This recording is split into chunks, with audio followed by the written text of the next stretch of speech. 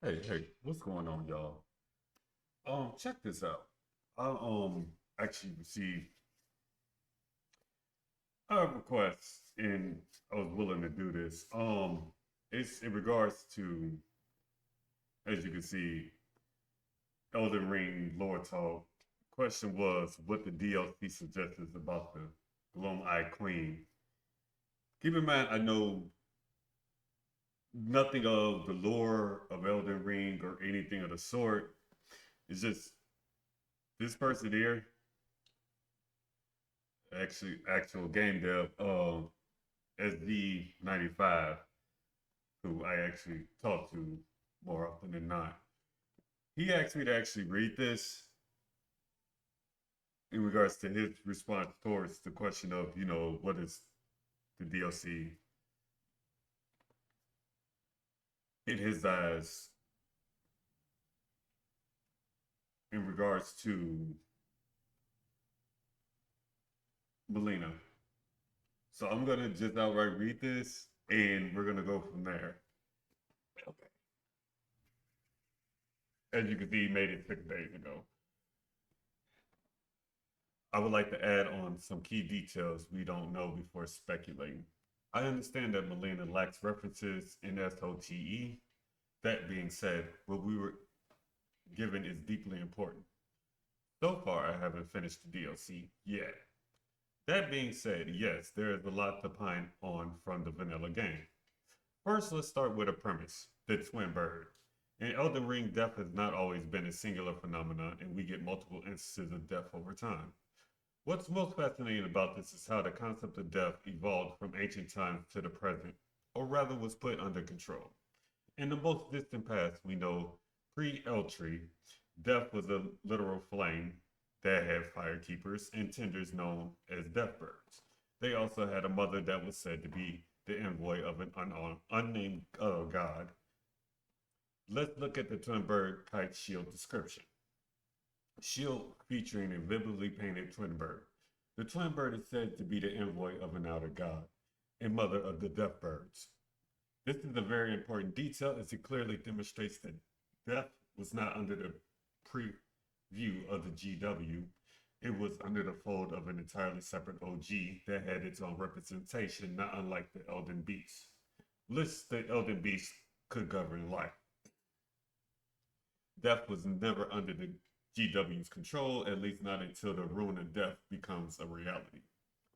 Furthermore, we clearly get these descriptions from the explosive ghost flame spell and death ritual spear that death had several aspects, including an instant care for the strength of the dying and a rite in which people could become part of the bird in the interest of later resurrection. Sorcery of the Servants of Death. Strike the ground with the staff, triggering an explosion of ghost flame that burns the surrounding area. In the time when there was no Erdtree, death was burnt in ghost flame. Death birds were the keepers of that fire. Before we move on, I want to acknowledge that ritual spear used by priests of old who were permitted to come among the death birds. The priests became guardians of the birds through the rite of death, which also serves as an oath sworn to their distant resurrection. Ritual is represented by the sacrificial axe and branch swords. Hatches used in an ancient sacrificial rite, a death bird is deciphered as a malevolent deity. The heart sings when one draws close to death, and thus does one cling so tenaciously to life, to render up a death worth offering. So it seems that people, when it was time to die, would willingly be burned by the ghost flame. Their bodies would be rendered ash, yet their souls could then be extracted via the ash by the death birds.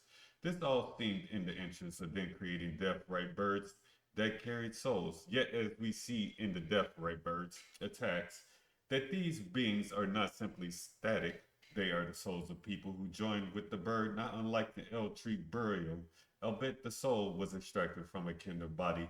What's critical to take away from this is that death birds are essentially undead.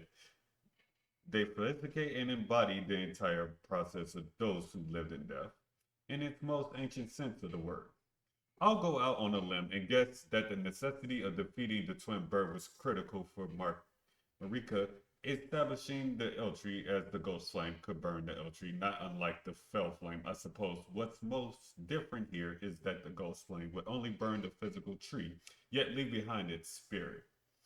Then there's Fia, who I think is in fact from the land of shadow and is fully aware of the deathbed ritual, yet in a more modern form that did not require the use of flames and instead relied on the transference of energy through physical contact. The notion of death evolved at some point into distinct elements rather than this singularity unified one of Viking eschewed burial and rights to become a spirit. It's worth mentioning that the Golden Order explains away the presence of the undead as a side effect of Marika damaging the Elden Ring and removing the rune of death. Going off all this, therefore becomes at least somewhat clear what happened. The rune of death was created. I would guess that the god-skinned apostles had an interest in wrestling these death rights away from the odd-looking birds. Since time immemorial, and Melina was probably the one most responsible for the creation of this rune, the feed of the death birds. How she did this is unknown, but it's worth noting she has a bird seal, and that eye is not unlike a beast eye, which quivers when near those who live in death. She even points out that by the point of the game, she held a different role and was reduced to a finger maiden rather than training to be one. This interestingly parallels Hora Lux, who was rejected by the Greater Will after winning all its battles. It seems to me that Melina may have done the death right herself or gone on a crusade against these death birds, and that the rune of death was extracted from her in this ritual.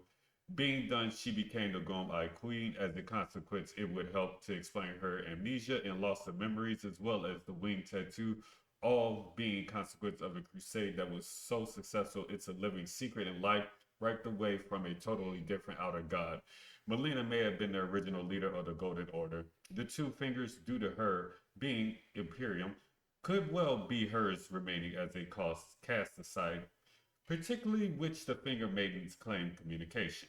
If anything, perhaps Melina elevated their importance in the Golden Order. Perhaps Marta gave Melina the guidance to use Black Flame in the first place. Black Flame replaced Ghost Flame. Erdtree Burial replaced Death Right, which henceforth was treated as outright heresy. Godskins became the new priests, crusaders from the Crucible, allied the Crucible Knights simply on a different mission. And the ruin of death became the rule about how and when to die. It also fit that Melina has no memory of this besides a sense of duty, not unlike Meshmir and her having a critical purpose when she abandons if you join the Three Fingers. This makes me believe she went on a crusade before Messmere. However, she succeeded and survived when she wasn't expected to, though. She did not return to her family and instead seeks to die by the same method she had destroyed, kindling. Lastly, how else would she know the effects of flame without a background in it to begin with, yet fully owning up to the fact that she is not a finger maiden? With all that stated, perhaps Marika sent Melina on this suicide mission, perhaps around a similar time to fighting the Field God, to outright just say the ruin of death from the twin bird that must have been an especially powerful death right being. I think Fia was possibly inspired by this, especially because she mentions the idea to the player explicitly in relation to Godwin, who would also be a god like Melina is. Melina lived due to her godhood. Radagon replaces Melina to better cover up who he is, and Marika rolls with it to cover up the dark death ritual she subjected Melina to, until she ends up having to abandon Mishmir, in which we get this new rhetoric on those who live in death, coming back, but significantly messed up. He also states after this, I understand what I've laid out here is just a basis of Melina becoming the Eye Queen, and then there's a need to explain the eventuality of Marika seizing the ruin of death from her daughter. An event I actually think Ronnie and Ricard may have been aware of and influenced them to turn away from the Golden Order altogether. It would also explain their confidence of them robbing Malika of the same power in an act of vengeance and in the interest of the Knight of the Black Knives. Keep in mind, I also wrote all of this out at 3 a.m. So, what are your thoughts on this? Very long explanation. Very well explained and everything else. Dude, if you want to, you can actually, pretty sure, I'm not sure how Reddit works. I have an account, but I don't really know the grass. I do it just to read certain things. But I'm pretty sure you could probably comment on here or even comment, on the video itself. But as always, do leave a like, comment, and subscribe. I didn't mind doing this for him. It was actually quite interesting to read because I know not as someone who knows nothing of the lore of Elden Ring or anything of the sort. But thank you. Take out the time if you sat through this whole thing. I greatly appreciate it. Till next time, y'all. Be good to each other.